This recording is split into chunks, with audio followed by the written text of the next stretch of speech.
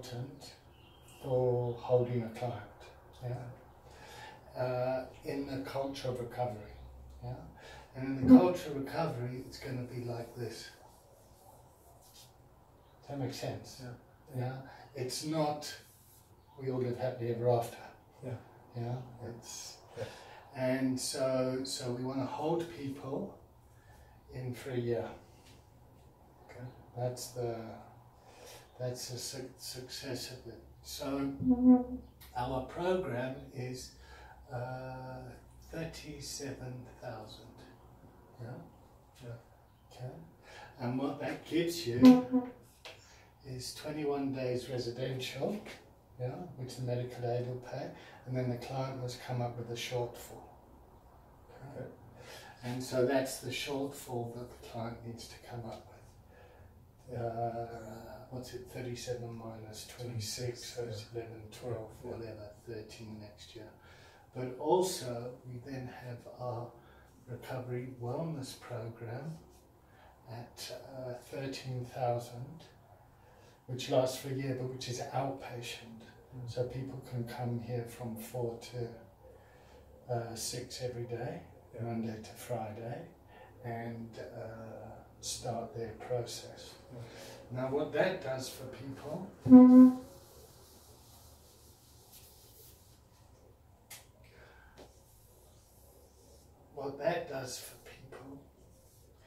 the recovery wellness program works here, yeah, and we can work with people that are using, yeah, in that culture, and start to work with them to prepare them for treatment.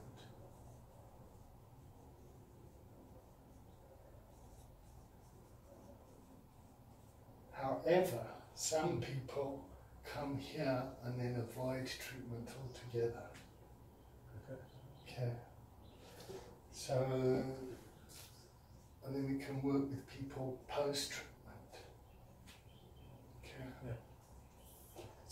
So if you avoid, does that mean so this is the ethical dimension. So I want people here, like, so I'm interacting with you, ethically, yeah, I've got to try and get you from here to here for as little as possible.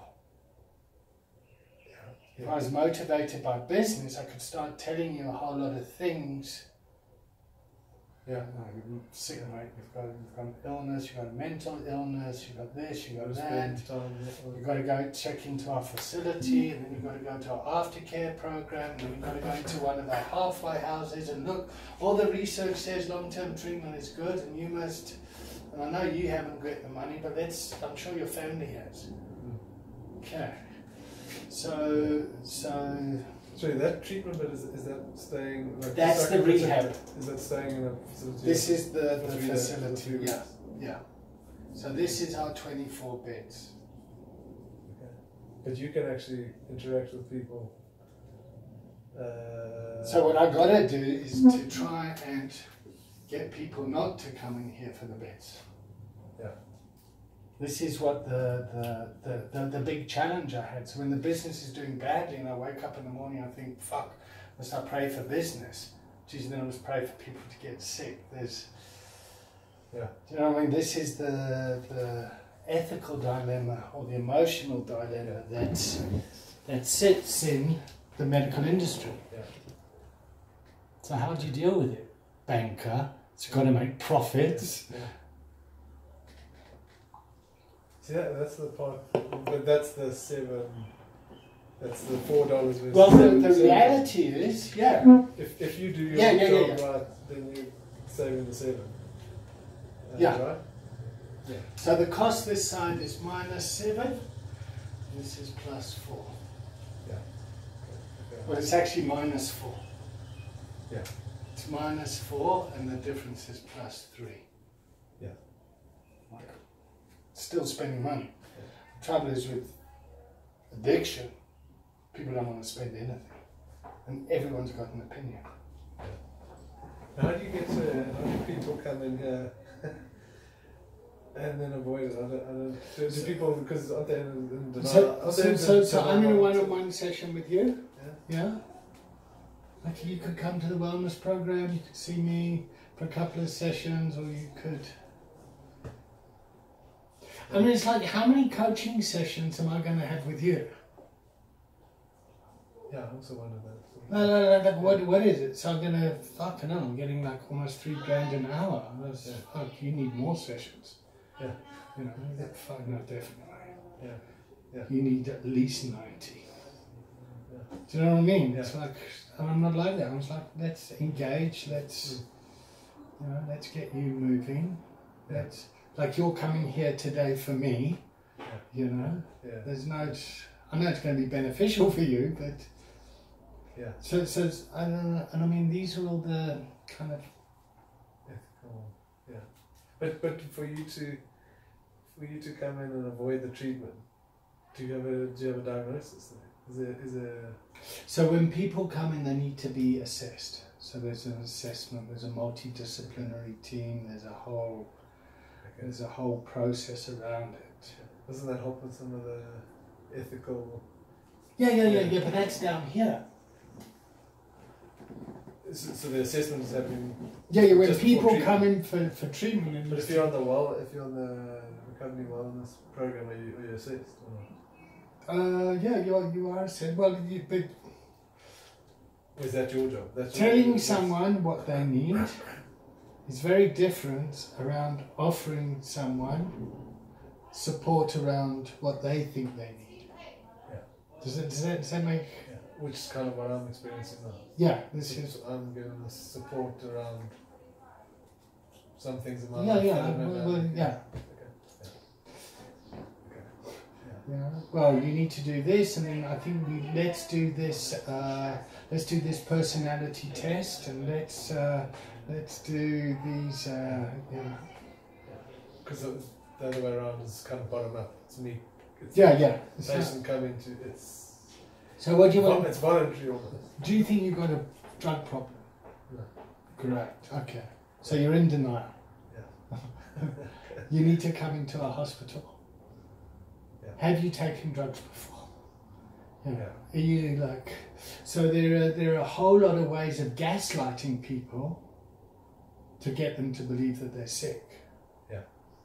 And there's a whole lot of gaslit people that run around believing that they're sick, convincing other people that they're sick. Yeah.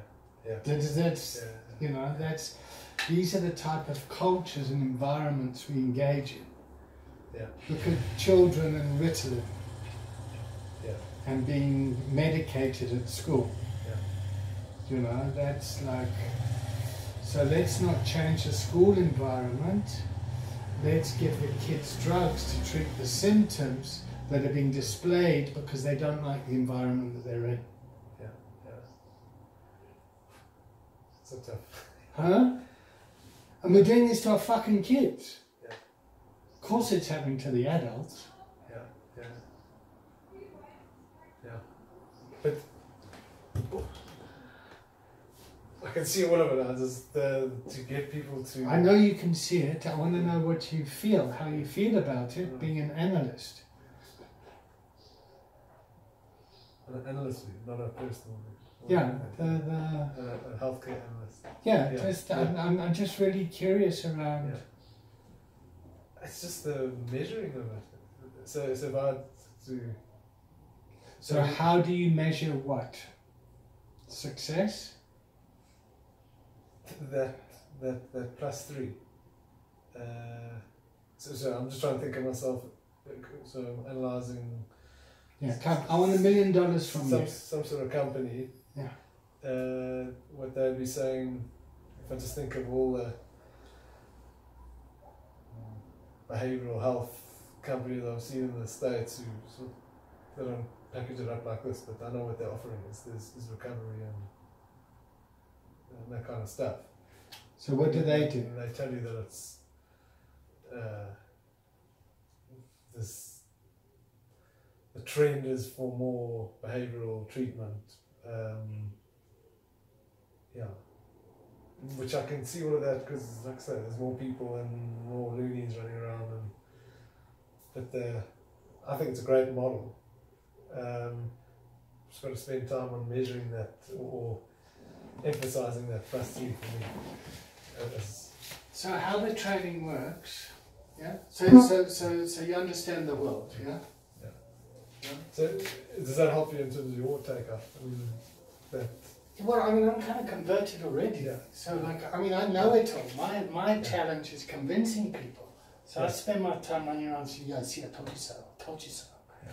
You know, which isn't a very good strategy for building relationships with people. Yeah. But it's like... Look, in terms of what you spend time on now, I'm pretty convinced on that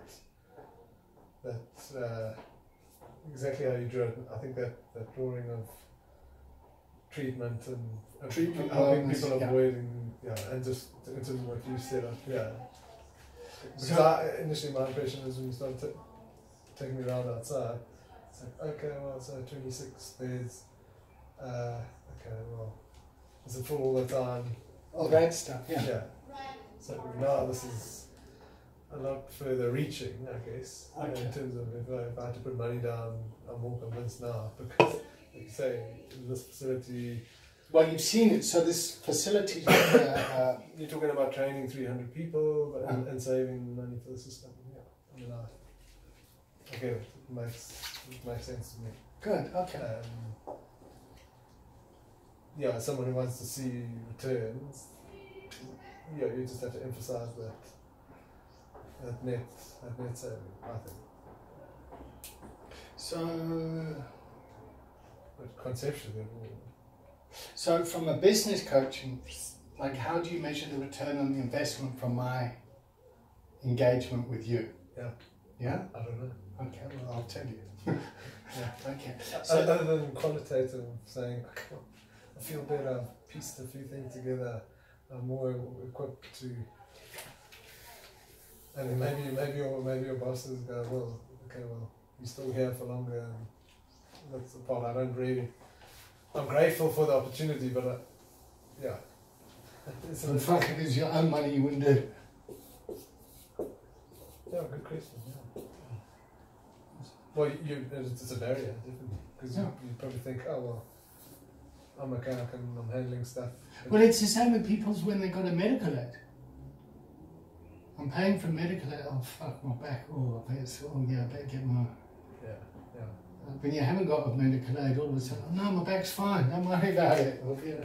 No, I can tell you my personal views of, I think I'd probably spend the money on stuff, even if I didn't, because I value personal health and sort of wellness, but that's just me. You're talking about the general, like I'm also converted. I'd much rather... So I'd rather spend a whole lot of money on medical aid and never use it, and I know that I would live healthily and not be sort of everlasting. It's kind of versus everybody says, oh fuck, you're gonna be on a health plan, you're wasting money on rest and all that. Yeah. Just a hospital plan and cover with other garbage.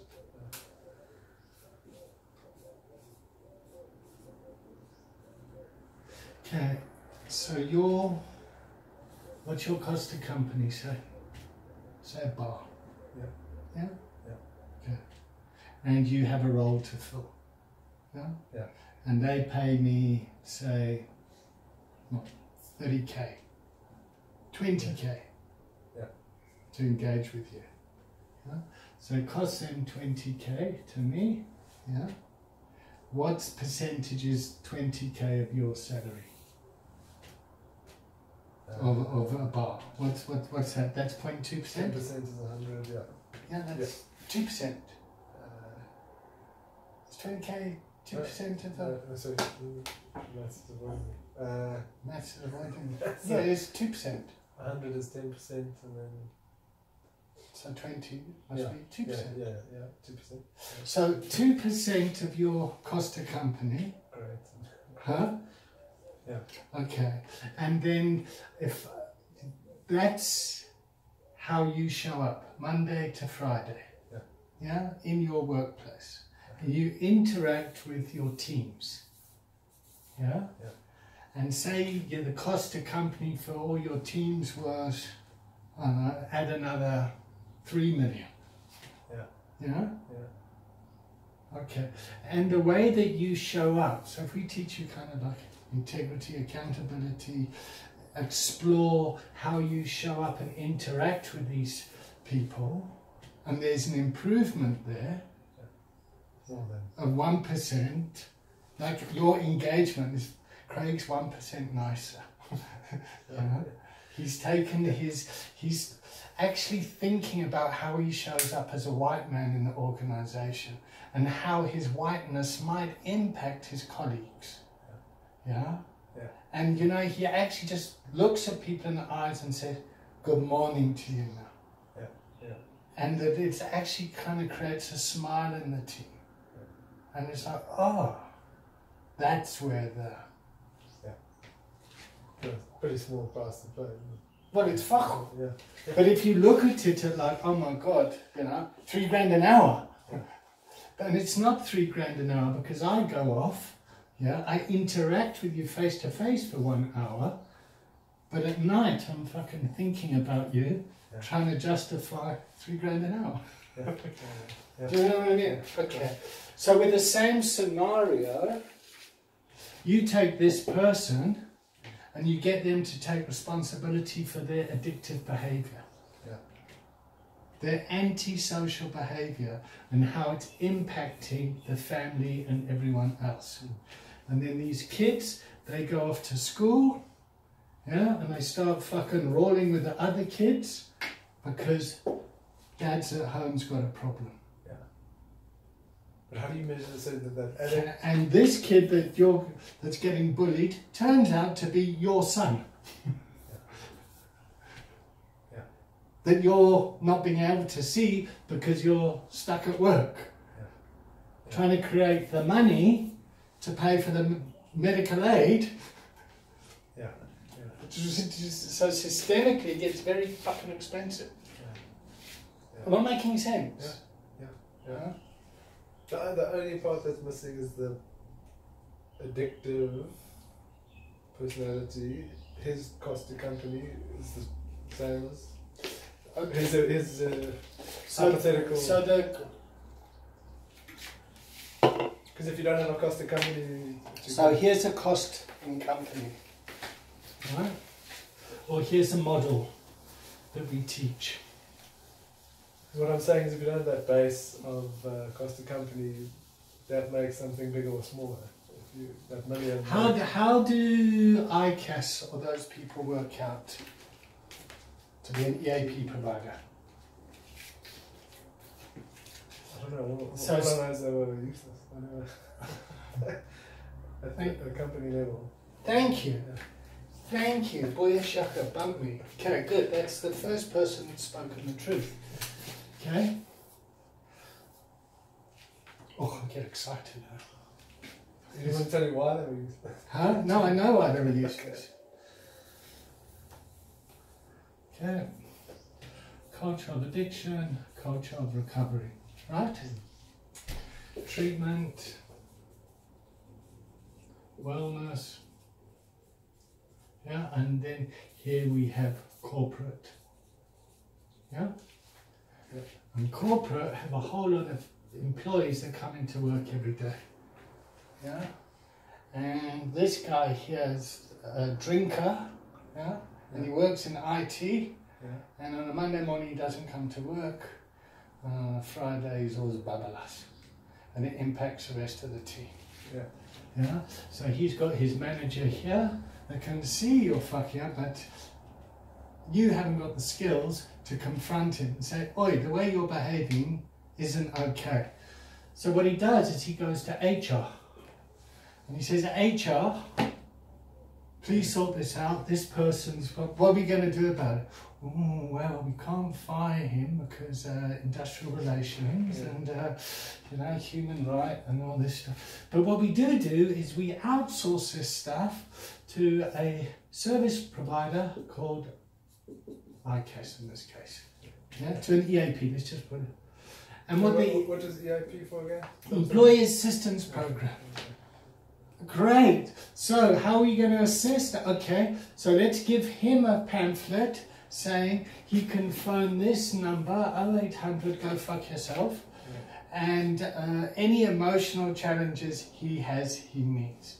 So this guy then says, okay, you guys must come up with a policy that sorts these guys out to hold them accountable to their behavior, because he hasn't got the ability to contain, confront and commit to the solution of holding this person accountable for their behavior. Yeah. That's the challenge. So these guys, HR, go to fucking CEO or someone, says, please, you've got to give us money to employee wellness is important for us. Okay, how much is it? All right, we'll pay £6 a month per capita employee, yeah, for them to phone this number. And these guys will refer to psychologists and their health network, yeah? Yeah. And we are one of their providers, yeah? So if someone comes, so if that guy wants to see me, they will pay for 5 sessions, which comes out of their budget. Now, why it doesn't work? What's the EAP's budget? Huh? So They'll pay 2,000 Rand for 5 sessions. So they really underpay. And so that's also why it doesn't work, because as few people as possible.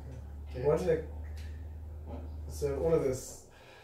And then these guys, can you sort out the depression, the mental health, the family issues, the this. So the company tries and gets one service provider to provide everything. Because what happens in organisations is these guys start fighting amongst themselves and blaming. Yeah. But if the first person, the manager could be the CEO or... Well, what we really want to do is speak to this person first. And say, look, what's going on, mate? Yeah. But he may not. Well, the reason he fucking be doesn't come to work is because work's shit. Yeah. And his boss is... Yeah. Yeah. But isn't it hard to speak to him because he's got to be voluntary? But this is where the training comes in. How do you teach people to do it? He's not going to get trained, but you're saying someone's going to approach him. Well, what you need to do is you need to create recovery capital within the environment. Internal and external resources. That's how you empower someone. I can give you the job title, I can give you the computer. That doesn't mean you're empowered. You're empowered when you can fulfill the role of the job title and work the equipment. That's empowerment. So isn't some of the model getting the manager to be the... And this is where the cultural change shift needs to happen. So this is why we work with families. Remember, it's a systemic illness. Systemic. But if you had more, say, use the family, to me the family and the corporate, the family is a smaller... So there's the addict, there's the family, there's the workplace environment. Dad goes to work and makes money, Mum gives the love in the home. The addict causes cuck. Mum is very codependent on the addict. These guys are split. Because this guy just keeps throwing money at the problem and says, you sort him out. What we need is this part to happen. Okay.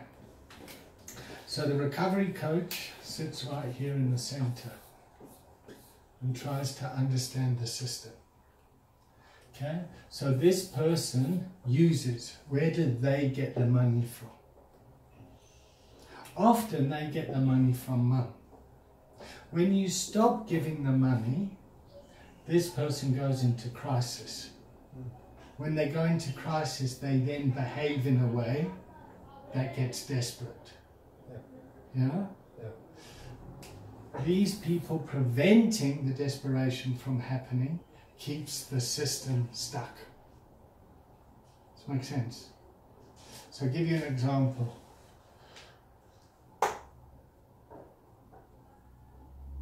I'm so worried my son's not going to pay his cell phone bill this month. He's going to get cut off because he spent all the money on drugs. Let him get his phone cut off then. Let him feel the consequence. Oh no, I can't do that, he's my boy. Yeah? Your boy is 37 years old. He's still living at home. He's a man now. I mean, I see this a lot here. So the problem is, when not trying to get this person to change their behavior, but once you get this person to change their behavior, then the system starts to change. So this person needs to detach. Yeah? And need to realize 3 C's. They didn't cause it, they can't cure it, and they can't control it. This person needs to get in line with this person and say, how are we going to provide support? Yeah? Because we love them, but their behavior's got to change. So how do we provide support? Yeah? How do we cooperate? Care and compassion.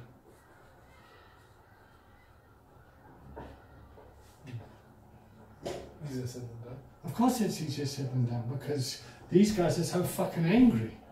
They don't have any compassion left. Yeah?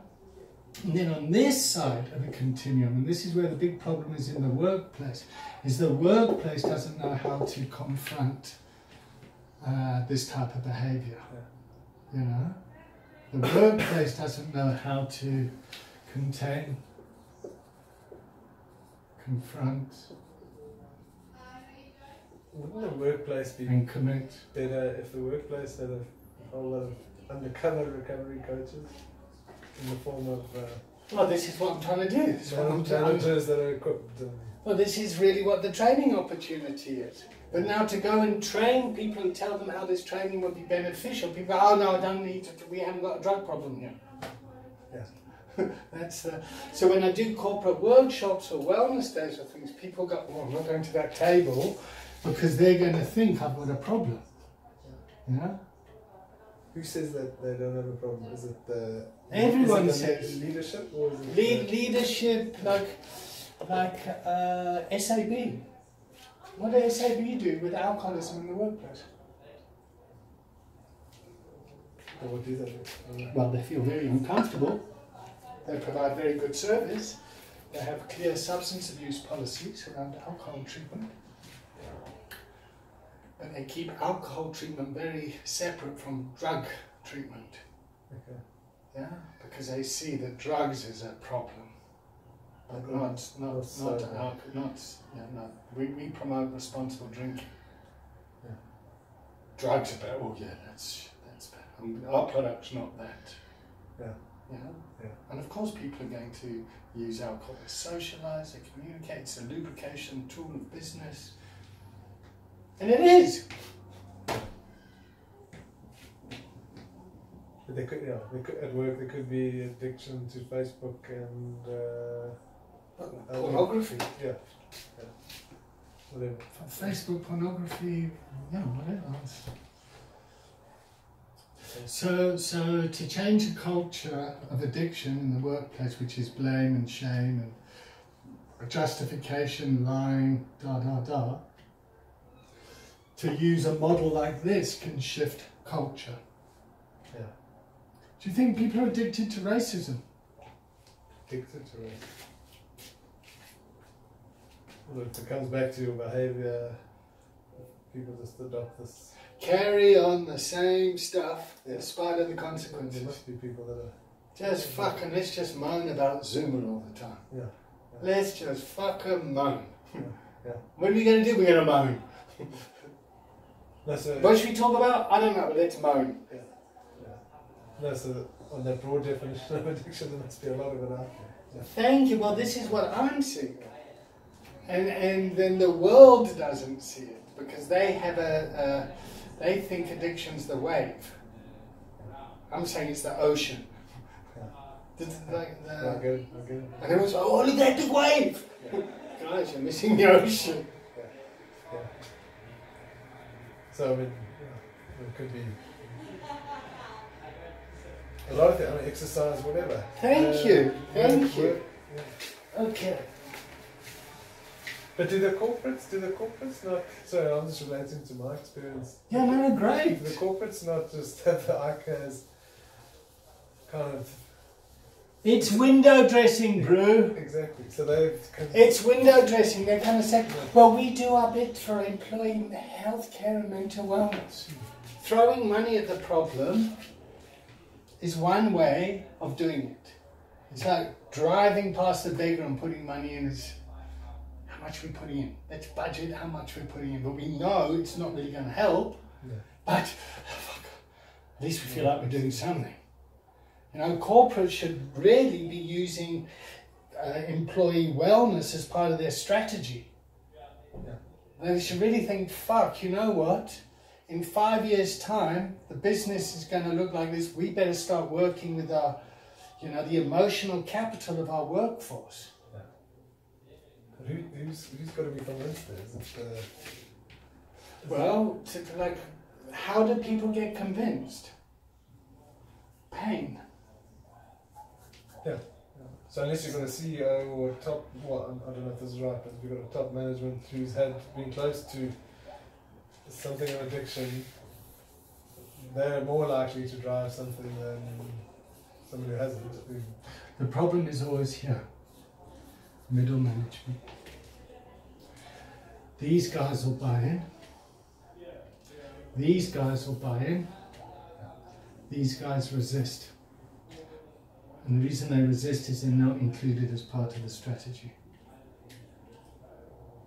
And when these guys change, these guys get really kind of nervous around. Yeah. I mean, look at Centrebank. You've got 48 directors in global markets there. They're all white males. And you've got one female director and one black director. I mean,